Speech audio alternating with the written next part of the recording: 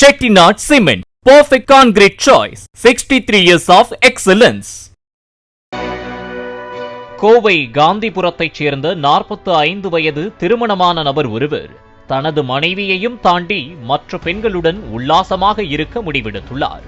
இதற்காக ஆன்லைன் செயலி மூலம் புரோக்கர் ஒருவரின் மொபைல் எண்ணை கண்டுபிடித்து போனில் தொடர்பு கொண்டுள்ளார். எதிர்முனையில் போனில் பேசிய அந்த புரோக்கர், தங்களிடம் அழகான பெண்கள் உள்ளார்கள், நான் சொல்லும் இடத்திற்கு நீங்கள் வாருங்கள், உங்களுக்காக அந்த பெண்கள் காத்துக் கொண்டிருக்கிறார்கள் என ஆசை வார்த்தைகளை அள்ளி வீசியுள்ளார். பின்னர் கோவை காந்தி பார்க் பகுதியில் உள்ள ஒரு வீட்டிற்கு வருமாறு புரோக்கர் சொல்ல அந்த நபரும் அந்த வீட்டிற்கு சென்றுள்ளார். அந்த வீட்டில் ஒரு பெண் இருந்த நிலையில் புரோக்கர் சொன்னது உண்மைதான் என அவர் மகிழ்ச்சியடைந்துள்ளார்.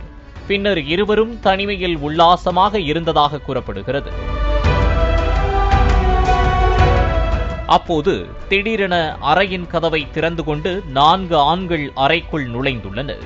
மேலும் அவர்கள் அரைகுறை ஆடைகளோடு இருந்த இருவரையும் மொபைலில் போட்டோ எடுத்துள்ளனர். இதனால் அந்த நபர் என்ன நடக்கிறது என்பது கூட தெரியாமல் பதறியுள்ளார்.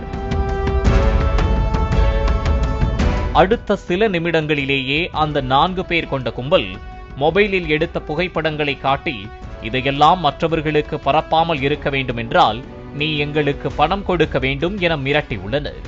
அச்சத்தில் உறைந்து போன அந்த நபர் தன்னிடம் இருந்த 80,000 ரூபாய் பணத்தை ஜிபே மூலம் அவர்களின் எண்ணிற்கு அனுப்பி வைத்துள்ளார்.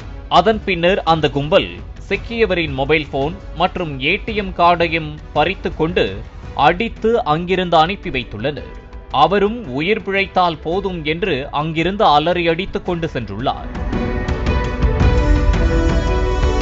இதனையடுத்து பறிக்கப்பட்ட செல்போனில் இருந்து அந்த நபரின் மனைவியின் எண்ணை அந்த கும்பல் எடுத்து, உன் கணவர் செய்த வேலைகளையெல்லாம் பார் என எடுத்த புகைப்படங்களை அனுப்பி வைத்துள்ளனர். இதனை பார்த்து அந்த நபரின் மனைவி அதிர்ச்சியடைந்துள்ளார். இந்த புகைப்படங்களை எல்லாம் உங்கள் உறவினர்களுக்கு அனுப்பாமல் இருக்க வேண்டும் என்றால் நீ எனக்கு பணம் கொடுக்க வேண்டும் என அந்த கும்பல் அவரின் மனைவியையும் மிரட்டியுள்ளனர். எங்கே இதெல்லாம் வெளியே தெரிந்துவிடுமோ என்கிற அச்சத்தில் அந்த பெண்ணும் 50,000 ரூபாயை ஜிபே மூலம் அவர்கள் கூறிய எண்ணிற்கு அனுப்பி வைத்துள்ளார். இதனைத் தொடர்ந்து கணவன் மனைவி என இருவரும் சேர்ந்து மொத்தம் 1,30,000 ரூபாயை இழந்ததால் பாதிக்கப்பட்ட நபர் இந்த சம்பவம் குறித்து கோவை ஆர்எஸ்புரம் காவல் நிலையத்தில் புகார் அளித்துள்ளார். வழக்கை விசாரித்த போலீசார் பணத்தை இழந்தவர் சென்ற இடம் குறித்த தகவல்களை கேட்டுள்ளனர். பணத்தை இழந்தவரும் இடத்தை அடையாளம் காட்டியதைத் தொடர்ந்து அங்கு இருந்த லாவண்யா என்ற பெண்ணை போலீசார் கைது செய்தனர். லாவண்யா வால்பாறை பகுதியைச் சேர்ந்தவர் என்பதும் விசாரணையில் தெரியவந்துள்ளது.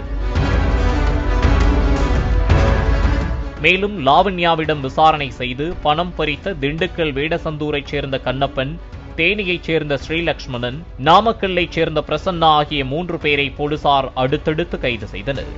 மேலும் இன்னும் யாரெல்லாம் இந்த சம்பவத்தில் ஈடுபட்டார்கள் என்பது குறித்தும், கைதானவர்களால் வேறு யாரெல்லாம் பாதிக்கப்பட்டுள்ளார்கள் என்பது குறித்தும் போலீசார் விசாரணை நடத்தி வருகின்றனர்.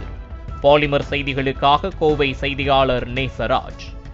Chettinad Cement, perfect concrete choice. 63 years of excellence. Play store மற்றும் ஆப் ஸ்டோரில் இருந்து பாலிமர் செயலியை QR கோடு மூலம் பதிவிறக்கம் செய்யுங்கள். செய்திகளை உடனுக்குடன் பெறுங்கள்.